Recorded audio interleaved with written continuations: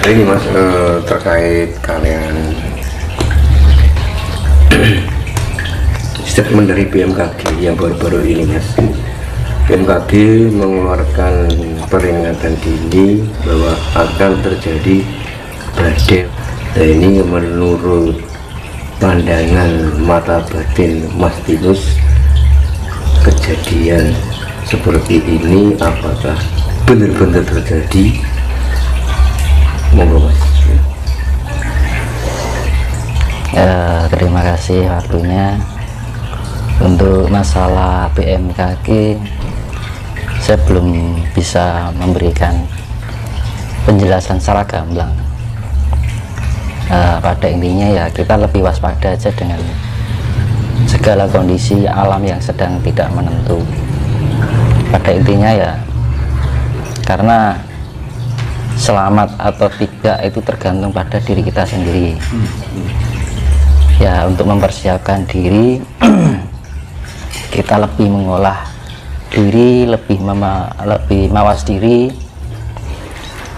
lebih kuncinya itu kita ojo turu sore. Apa Mas? Jangan ojo turu sore, jangan tidur malam. Oh, jangan tidur. Maksudnya melek malam gitu loh, di atas jam 12 itu nyuwun karo Gusti. Mohon keselamatan, mohon perlindungan biar terbebas dari segala bencana. Itu nanti kalau kita mau mawas diri, merenungi diri dan kurangi tindakan-tindakan negatif. Tindakan-tindakan negatif itu semacam kita lebih mengurangi mencaci orang, menilai orang. Jadi kita lebih ke internal aja. Jadi internal itu lebih mengoreksi diri daripada mengoreksi orang lain. Introspeksi diri Iya. sendiri Mas. Jadi lebih rendah hati lah. Jangan merasa aku merasa benar, merasa pintar, merasa hebat, merasa kuasa, itu dihilangkan sifat-sifat seperti itu. Nah, nanti saya jelaskan masalah itu ya. Jadi untuk pengawalan kan kuncinya itu kan alam itu, dengan adanya alam dengan keadaan alam itu kan Tuhan itu sedang mengingatkan kita. Nah, mengingatkan dengan cara apa? Ya kita harus istilahnya mengetahui jati diri kita. Kita lebih mawas diri. Nah, nanti saya jelaskan masalah spiritual. Nah, apa toh spiritual? Kan gitu. Banyak yang membahas orang yang membahas spiritual kan. Iya.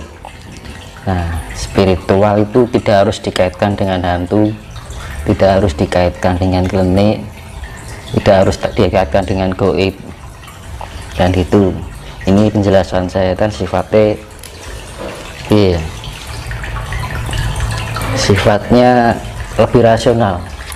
Karena selama ini kan mungkin bagi pihak spiritualitas mungkin penjelasannya kan terlalu dominan ke irasional. Betul. Jadi kalau penjelasan secara irasional kan untuk zaman sekarang itu tidak mudah dipahami, karena orang sekarang itu lebih ke rasional pemahamannya gitu kan, jadi mudah ditangkap. Jadi kalau spiritual dengan pemahaman irasional itu metode lama.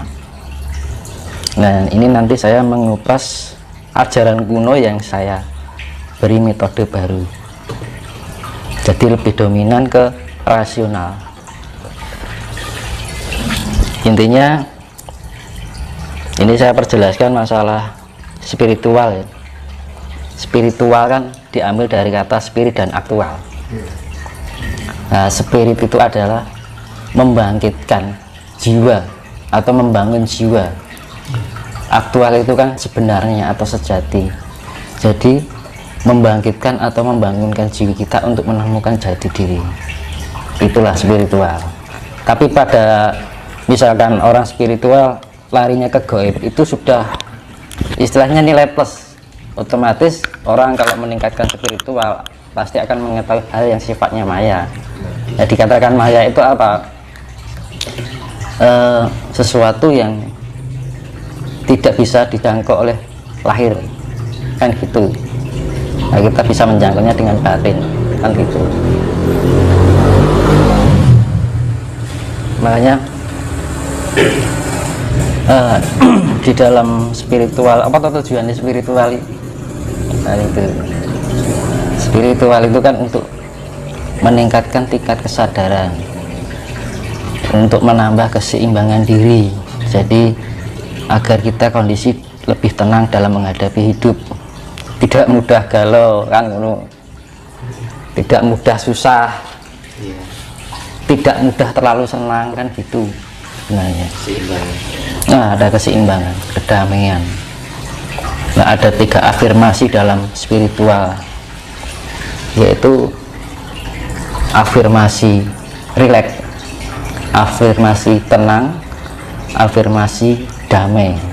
Nah, afirmasi rileks itu kita membawa diri kita pada kondisi tidur tapi sadar. Dalam arti kita melepas ketegangan-ketegangan otak dan saraf kita. Karena apa? Hidup kita kan tidak lepas dari sifat keduniawian kan.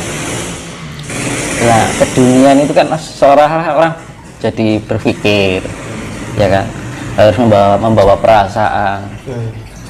Nah, itu kan membuat otot saraf kita kan ada ketegangan, pergerakan jantung juga lebih cepat, tidak stabil. Nah, itu fungsinya spiritual. Kita menata relaksasi ya. Nah, itu relaksasi untuk istilahnya rileks kita lebih slow gitu kan. Nah, terus kemudian kalau kita sudah slow, kita melatih ketenangan. Jadi tenang itu dalam arti yaitu tadi, dalam kondisi apapun kita nggak mudah kaget. Istilah dalam orang Jawa kan ojo kagetan ojo gumunan kan, ngono loh.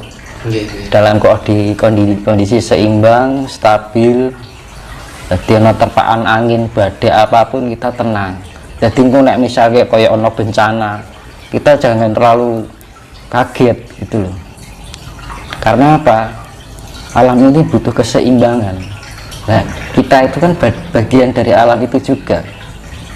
Nah, gitu.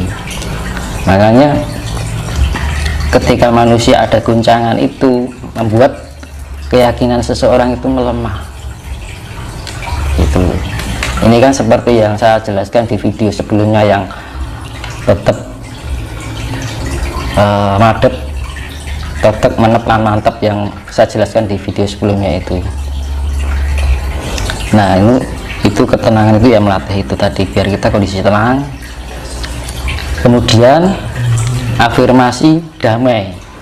Kalau kita sudah tenang, kita menemukan kedamaian itu. Jadi kedamaian itu di dalam hidup kita itu selalu terbawa dalam suasana yang indah. Orang anak keruwetan gitu kan, nggak ada perselisihan, nggak ada kebencian, ya kan, nggak ada sifat saling menyalahkan, adanya damai. Jadi menebar kasih, kedamaian kan menebar kasih. Nah, tadi kan sampai itu ya, ketenangan kan. Jadi afirmasi pertama relaksasi, jadi afirmasi rileks.